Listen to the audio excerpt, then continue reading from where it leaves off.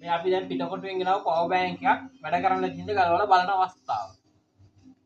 මේ දින්නේ power bank එක. නමුත් මේ දම් පාට එක බැටරියක් විතරයි මේකට සම්බන්ධ කරලා තියෙන්නේ. අනිත් සියල්ලම නිකන් අලවලා තියෙනවා. බලමු මේ වෙයි තියෙන්නේ වැලිද එහෙමත් නැත්නම් කාබන් කුළුද කියලා. හරිද? දැන් මම මේ බැටරියක් බලන්න හදන්නේ.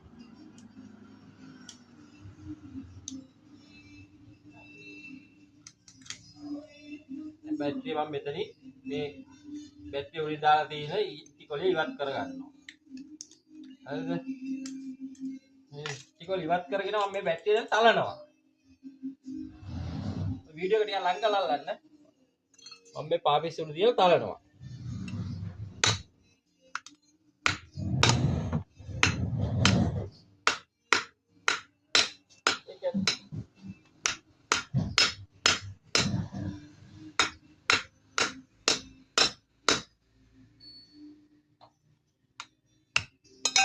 මෙන්න මේ බැටරිය තියෙන්නේ මොනවද වැලි.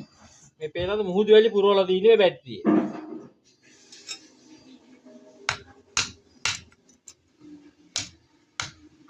ඒගොල්ලෝ පේන ඇති මේ තනිකර මුහුදු වැලි මේ මුහුදු වැලි පුරවලා තියෙන්නේ බැටරිය. පිටකොටුවෙන් පවර් බෑන්ක් ගන්නකොට කල්පනාවෙන්. මේ ඔක්කොම තියනවා විකුණන්න පිටකොටුවේ මේ කේස් එකක් රුපියල් 200යි වෙන්නේ. ඒතකොට මේ සර්කිට් එක රුපියල් 150ක් 100ක් වගේ වෙන්නේ තොගේට ගන්නකොට. ඔය අරගෙන පිටකොටුවේ අයියලා කරන හොර වැඩ තමයි මේවා. ගම්වලින් යන මිනිස්සුන්ව මුලා කරලා විකුණනවා. අද ඉන්න තැන මේ මිනිහා හෙට නැහැ. ඒකින්ද මේ ගන්නකොට මිනිස්සු සැලකිලිමත් වෙන්න ඕනේ මේ ගැන හොඳට. මේ පේනවාද මේ තීන්නේ තනිකර මුහුදු වැලි මේ බැටරි වල. ඔන්න පිටකොටුවේ හොර වැඩ. පිටකොටුවෙන් බඩු ගන්නව නම් කල්පනාවෙන් පරිස්සමට ගන්න කඩේකින් ගන්න පේමන්ට් එකෙන් නම් ගන්න එපා මහත්තයෝ. කවදාකවත් මේ වගේ දේවල් ඔයගොල්ලෝ ලංකාවේ බොහොම දුර බැහැරි නම් එන කට්ටිය කොල්ලෝ කෙල්ලෝ ගොඩාක් රැවටෙන්නේ මෙන්න මේවට තමයි.